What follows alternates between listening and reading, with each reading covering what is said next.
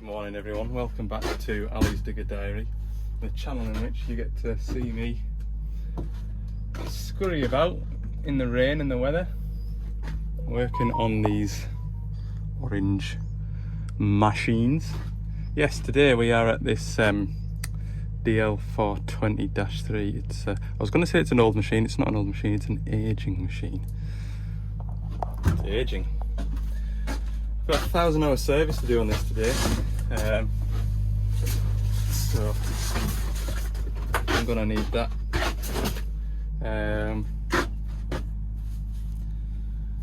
And a little bit more motivation if possible. Well, that's had a right clout, that exhaust pipe, look, hasn't it? That's a new new bit of damage. I'm pretty sure that wasn't in the last time I saw this. Last time I saw this I was pretty sure. Oh, it was the return to dig wasn't working. Back when the weather was a bit drier, if I remember rightly. Yes. I've had it running for 15 minutes or so. So it should be ready to go, ready to service. I found some cobblestones to scurry about on as opposed to sloppy sand. Well, we're in a sand quarry like, and I think I'm probably on the cleanest spot. Maybe it doesn't look too bad through there, but that's where they load wagons out and stuff, so don't want to be in anybody's way. Yes, right, I'll grab a bit of motivation and we'll rattle on. So there we go. That's the engine oil coming out of this DC13 Scania engine. That is essentially the same engine as what we've got in the newer 420 shovels. This one's a -3, we're on a -7 now. Just from that, I was going to say from that turbo onwards, but we've got a VGT variable displacement turbo on the new ones as well. But yeah, essentially the same, but this engine looks a lot bigger in this engine bay, doesn't it, than the new ones. Just keeping an eye on this. This is the first drum of 20 out of it, so I need to be on hand just to knock it off quick. It's coming out of there a treat. Forgot about these. Forgot about these pepper pot filters. They're not just as nice to change. Depends, some of them will bleed up no bother, others can be a bit of a pain in the backside. But also when you replace these filters, you've got to remember that you need to drain all the fuel out of this one, put the new filter in, pull that one out, drain all the fuel out of that one, because when you lift this out, all the fuel that's unfiltered on the outside of this filter is now ready to go into the filter next door. And then the same again when you pull that out, the fuel on the outside of that filter isn't filtered and it's ready to go into the injection pump. So you always have to evacuate all the fuel out of these pepper pot filters. Right, that's the two filters out of there. That bit of muck's probably just fallen off my elbow or something, but that's them done. I just need to bleed them up. I'm going to change this filter. This is the water and fuel filter. And this is filtering the water out of the fuel on the way back to the tank. Yes, it's not that one and then it goes into that one, it's those two, and then any unused fuel goes back through that, believe it or not. These have like a Venturi system idea in them, and so there is fuel that gets dumped back through there that is meant to contain the water, and then this filters the water out of it.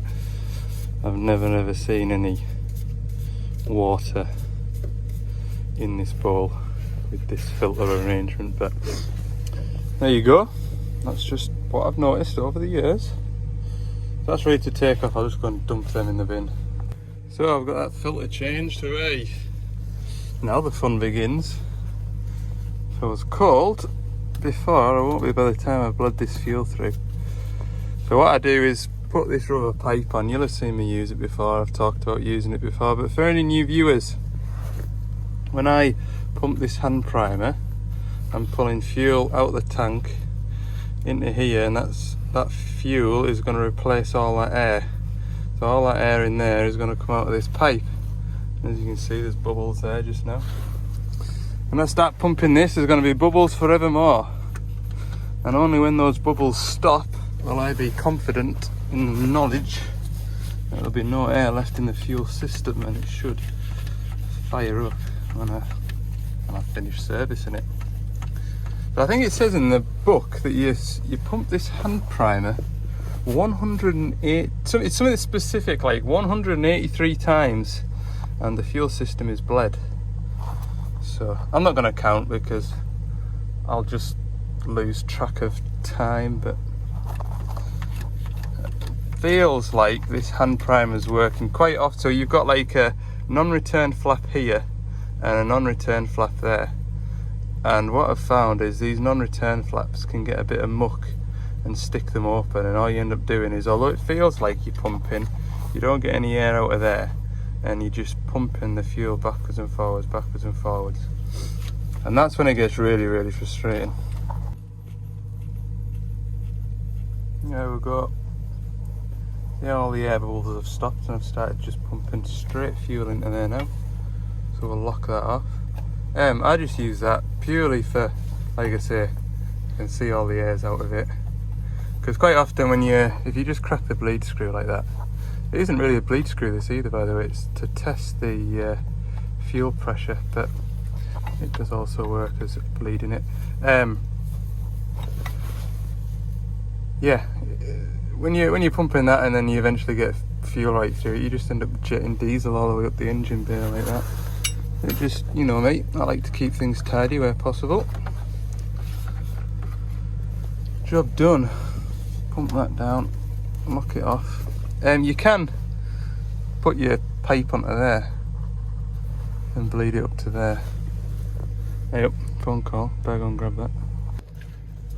The warranty administrator, I can tell I put through a load of job cards yesterday afternoon because I never speak to him unless I've got a query as to whether something is or isn't covered under warranty. Never hear from him until I put job cards through, and then every single job card, it feels like he comes on the phone and have you got a picture of this, and do you have a video of it making this noise, and I'm like, what you've got is all I've taken. So I get into a bit of trouble. Yeah, see, I replaced a drive shaft on a DL380 on Monday, because it was when you turned full lock. So say if you did like a figure of 8 in the yard like that, when you were turning, it was going, you could more feel it through your feet rather than hear it. It was like a donk donk donk donk donk donk donk. And the drive shaft, I'll show you on this shovel here.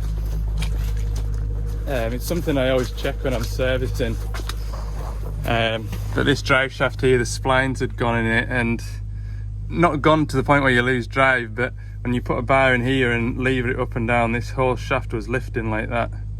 And so when you turn a corner, it's this going like dong, dong, dong, dong, dong, vibrating. And he said, do you have a video of it doing it? And I said, well, I didn't think it was particularly safe for me to put the machine in full steering lock and then dangle off the foot plate and dangle my phone down to try and get a video of the shaft going. That was my excuse. What I should have really done is when I checked for play in this drive shaft here with my pry bar, and I saw it going up and down and up and down and up and down, I should have taken a video of that. You live and you learn, don't you? So I'm in his bad books for not getting that. I am in the bag. Anyway, sorry Ian. There we go. Transmission oil's draining now. Engine's done, I just need to put engine oil back into it.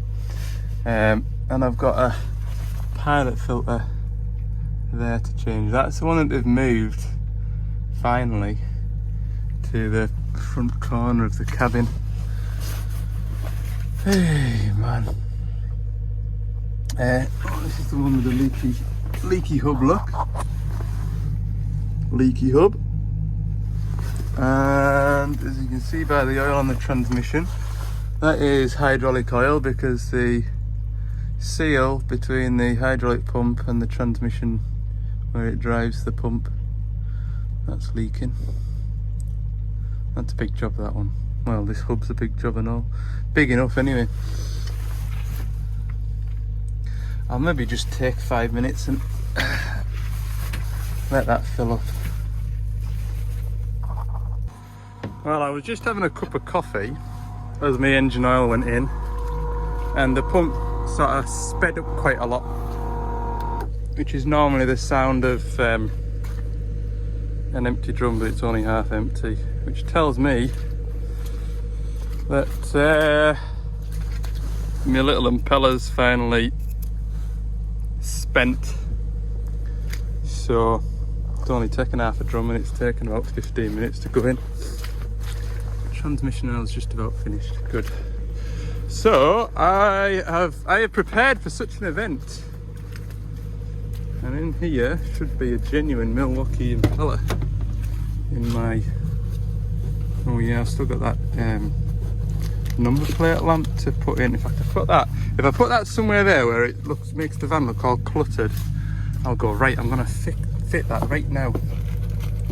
Let's see. There we go, one impeller. So I'll show you how hard it is to change one of these. Okay, I'm just giving it a clean up with an airline. We've got a screwdriver. Hell, I tightened them up last time. So this is the third impeller it's had. It had a genuine one, then it had a Chinesian one. The Chinesian one didn't last so long. And then I got a genuine one, which, like I said previously, seems to have lasted pretty well. It's bad to say how long it's lasted, because you get some months where you don't go and service a shovel. And I only really use this for shovel services. It's a bit of a faff to get out if you've just got 12 litres to go in an engine on a 140, or 27 litres to go in a 20 tonner, so it doesn't come out that often. So it's bad to say how long they last. We just take that off of there like that.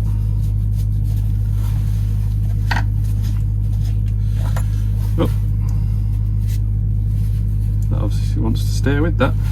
So then you've got that, and then you've got this bit of glass perspex. Is that glass? Oh yeah, that's glass, that. And then you've got the O-ring there, with a set of needle nose pliers.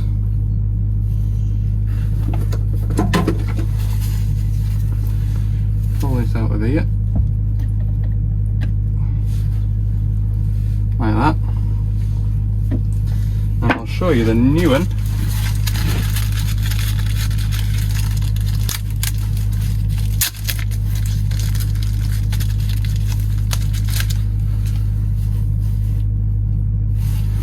Looks like that, and you can see that this has swelled up a little bit, and the rubber's much firmer on this.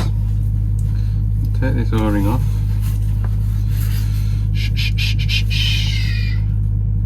And then all you need to do is just encourage these around the right way.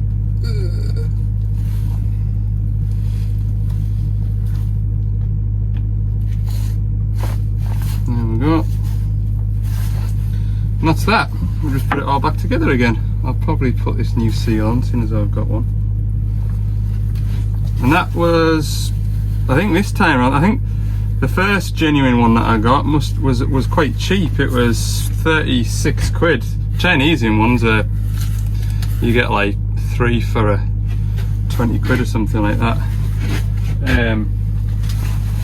This one this time round was about 50 quid. And a lot of them seem to be no longer available to order, which is concerning, but I'll just use up the worldwide stock of genuine ones before I do go to the Chinesian ones.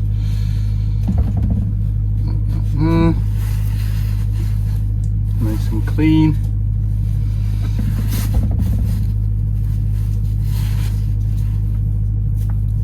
That is an ingenious way of supplying an O-ring.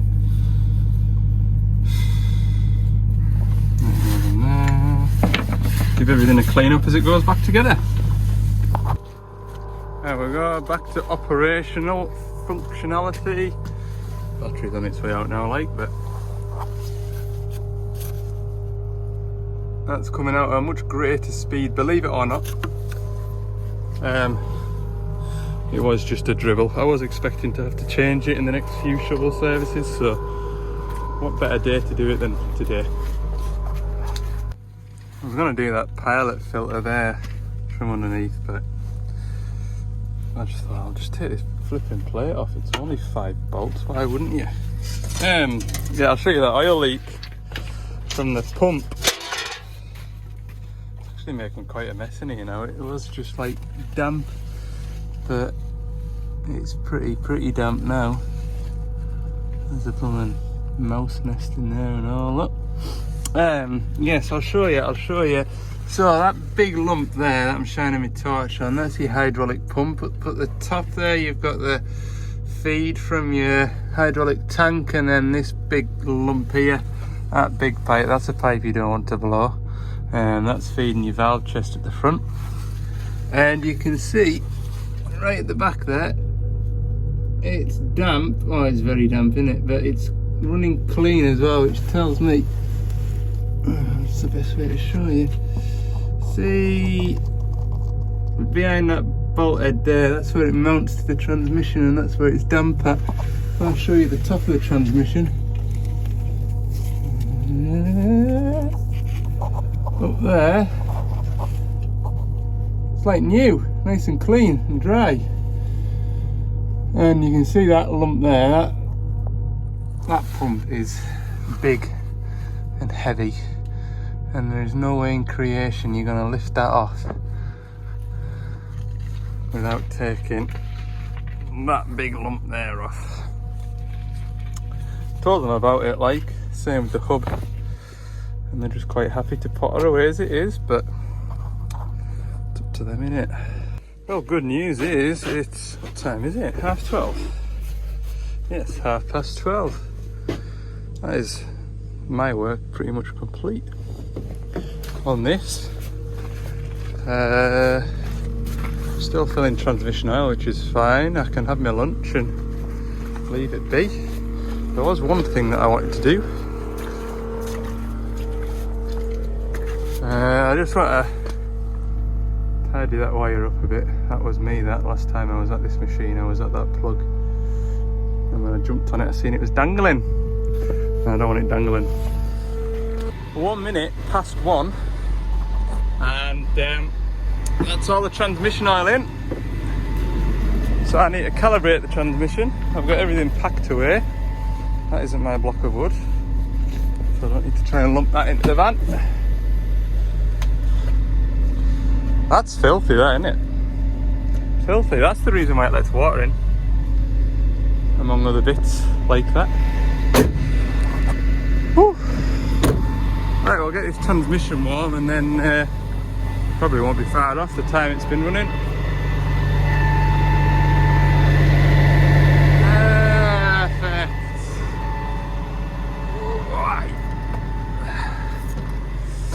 Man. Aye, we need to do a bit more warming up. Look. AEB setting. Do you know something? I really like these push buttons to navigate that screen. It's far better than like the little blister pad that you get on the newer series. The Dash 5 ones, they're quite numb to the touch. Like, you press down and then it goes down, whereas with that you press it down, it goes down straight away. So you can navigate the screen much easier and quicker. Anyway, good chance now to test the handbrake, because if the handbrake doesn't hold, then it'll jump forward into the van. Ho ho! Ho ho! Lunchtime. Okay, it is 10 to 3, back at the ranch. First job is to empty the van of all the waste oil and filters that I've collected today. Then I need to chuck some stuff off the van for tomorrow because I won't have my van. It'll be young Connor's gonna come and taxi me about tomorrow while this is in the in the repair shop. And then what else was I gonna tell you? Oh yeah, then we'll wash the van because that is respectful for anybody that needs to work on this van. It will be clean to work on. Yeah, I know. So hopefully whoever is assigned to fix this van appreciates the efforts that I've gone to. Hooray! That's really pleased me, that. Yeah, I successfully fitted a light bulb and a light bulb holder. That is me MOT ready. Given the whole van a really good deep clean. I even went under the belly plate, look. Ugh. All clean in there and everything. A bit of grass that I couldn't get like, but yeah. Hopefully that'll keep the MOT people happy. Oh, I tell you what though, it does make me really unhappy that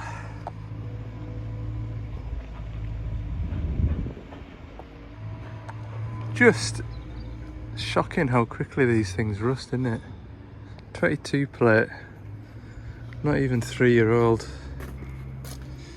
And round here and all, that isn't like grinding marks, that.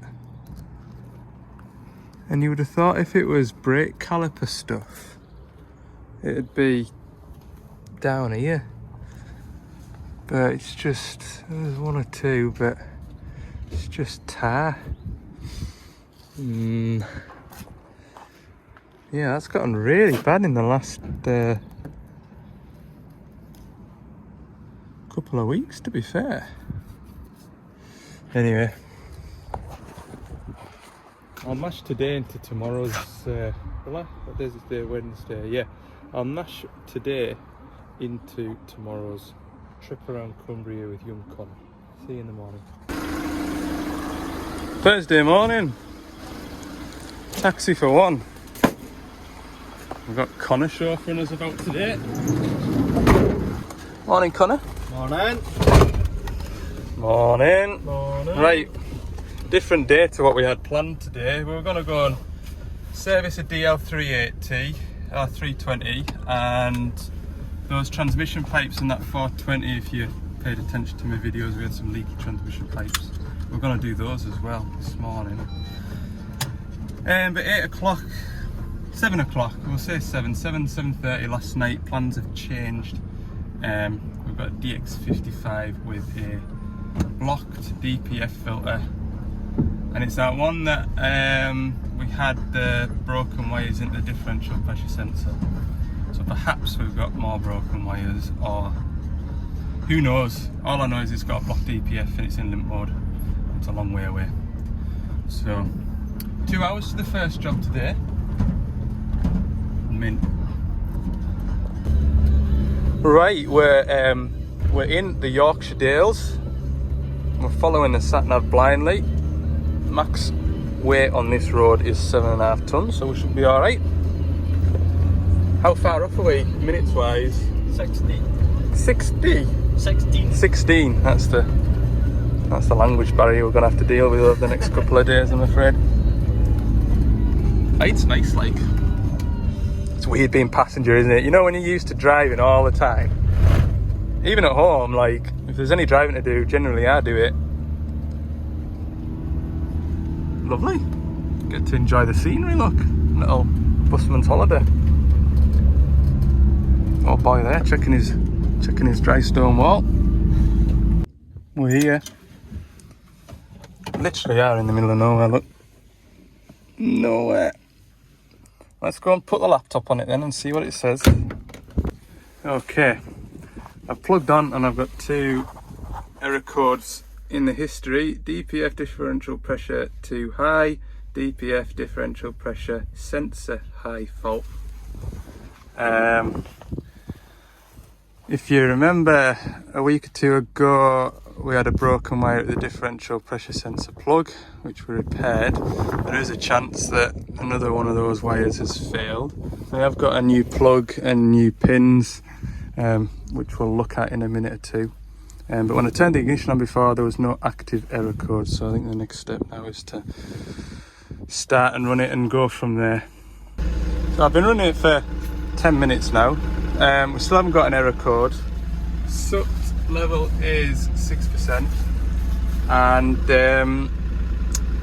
the differential pressure doesn't seem that high, but the error codes, when you go into the troubleshooting guide, it's either sensor problem or wiring to the sensor that's a problem. So I'm going to go ahead and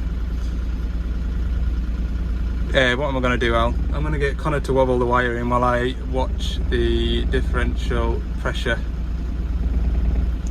So we'll get into that. Yes. So I've got a new plug and pins with me because this was a job to do. Didn't think we'd have to come all the way down here to do it, but never mind. Looks like that pin there is coming out. It isn't actually, maybe just that rubber's. Is it? Hold on, we've just discovered this, so I'm going to try and pull that. No, the pin is there, like. Anyway, I am going to re-end this plug. I've got a new one with us. I know that pin is incorrectly, just that rubber boot, isn't it? Makes it look like it's out, but I'm just looking at this red wire here. See that bend on it doesn't look natural, like. Is that copper in there snapped? And that'd be our 5-volt into the sensor, and then that's the return. So is that the problem? Can you tell I'm shaking because it's flipping freezing here? Yeah, I think that's a good place to start. Let's put a new plug on this first. Should we plug it in and wobble that wiring about, see if we can see a reading? Yeah, we'll do that. Goes around that way. We'll do that. We'll see if we can get it to the reading to wobble about. Okay, Connor's wobbling the wiring. If we look at the millivolts here, it dropped down to like 200 a second ago. Keep wobbling. It's not going to do it for us on camera. It went to like 236.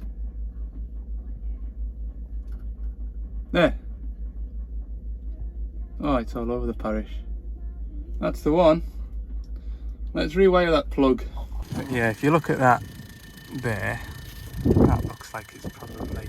Oh, it is broke. 100% that feels broke. Yeah, it does. Right. Let's get that wiring kit out of the van then, and I'll be able to show you how these plugs come apart, because I learned the first time I had this plug apart how it came apart. So we put a pick either side of here and here, push this shell out like that. Then we get another pick and we slide this yellow bit that way, and these should pull out. 1, 2. I'll shove that back in a second. Flipping heck, this is difficult in the cold. I'll just pull that right out because this is knackered anyway. That one isn't coming out, but yeah, that's where the brake is there. Look, can you see how it folds back on itself? Totally gubbed. We've got enough wire to just re-end it all. So we'll just snip that. We'll just snip it. First one, so you'll probably all enjoy me trying to do this with shaky hands. Put that into there like that, and crimp tight. Do a pull while you're holding the crimp. And now you know you've got it, and that makes a nice tidy. Maybe needs tidied up with a set of needle nose pliers, but we'll do that in a sec. One more to do. We don't need to strip the new plug because we're just going to shove these in. I don't think. We've got plenty of pins, so if we need to we can reset. I can't even cut the new pins off this rail, look. God, I can't describe to you how cold it is. Only me and Connor appreciate how cold it is. Load that into there. Get a hold of it. Feed the new wire in. Want that in there just, and then yeah, it hasn't got it that time, has it? It's made a terrible job, that one. Anyway, we'll nip them up with a pair of pliers. This is how I was going to do it anyway. Just kind of looked like it had the right gear to do it. Just grab that.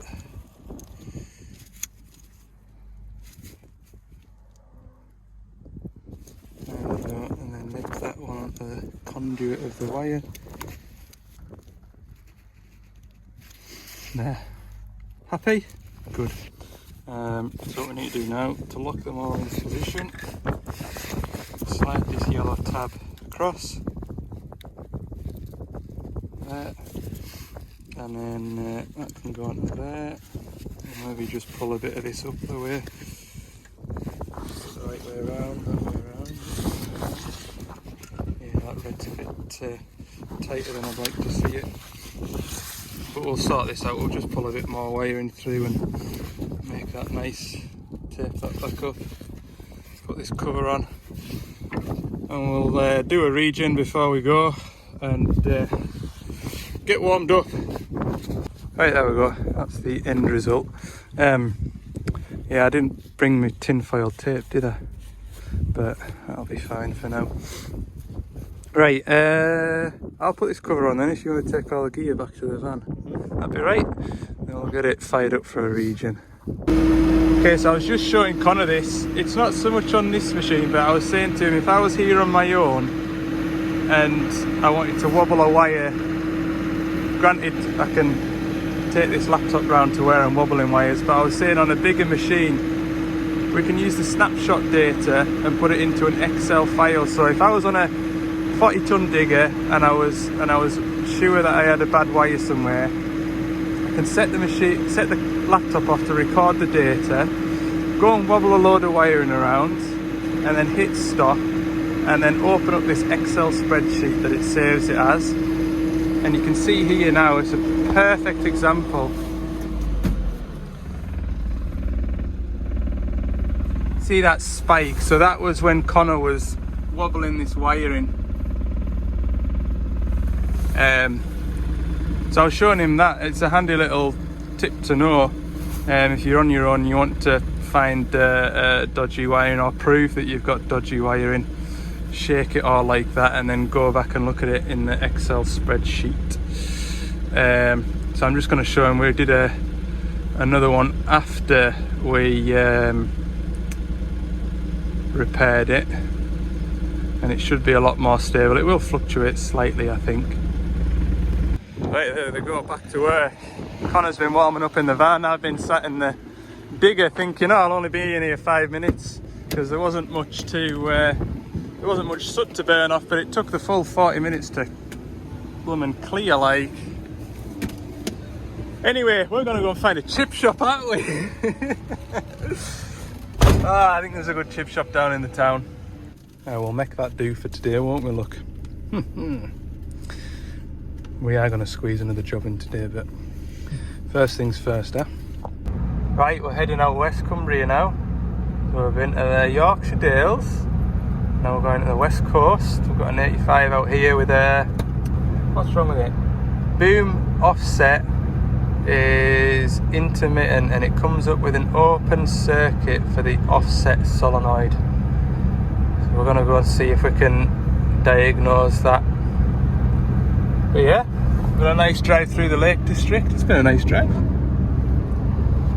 Connor's having a good tour of England, getting some good fresh air in him. And then, oh yeah, I've been on the phone to Mercedes.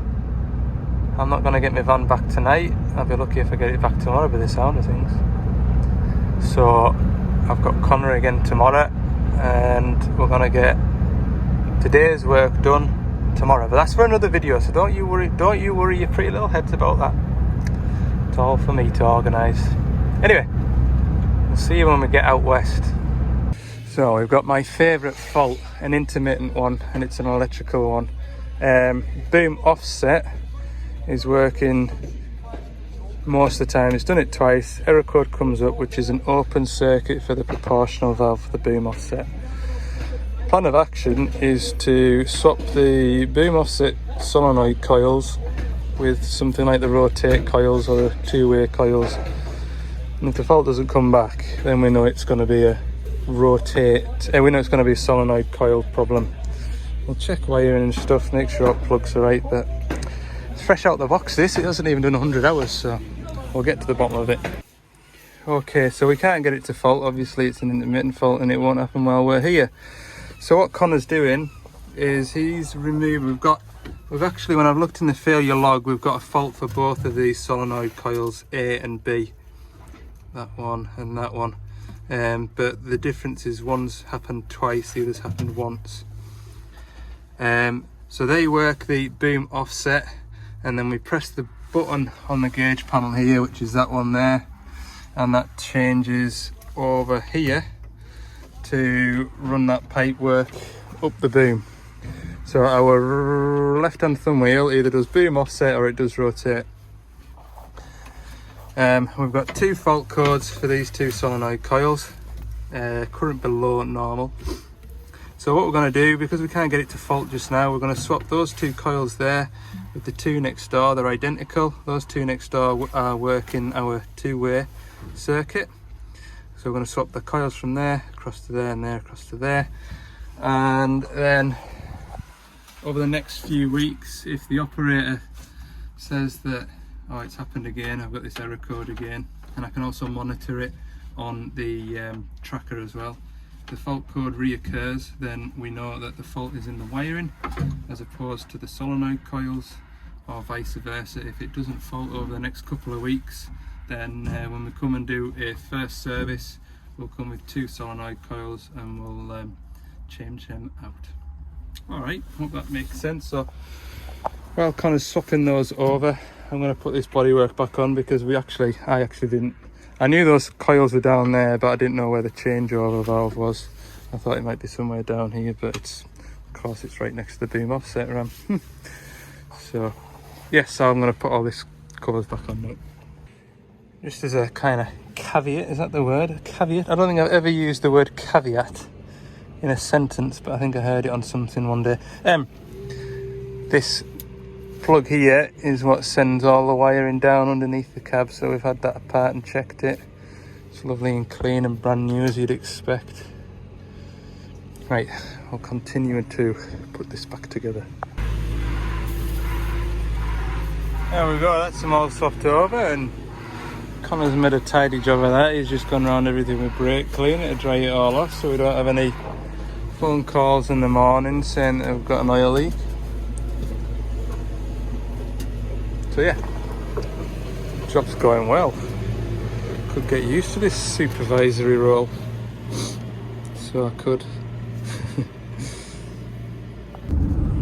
Okay, it's 5:15. We've put that digger back together and been kicked off site because it's closing time.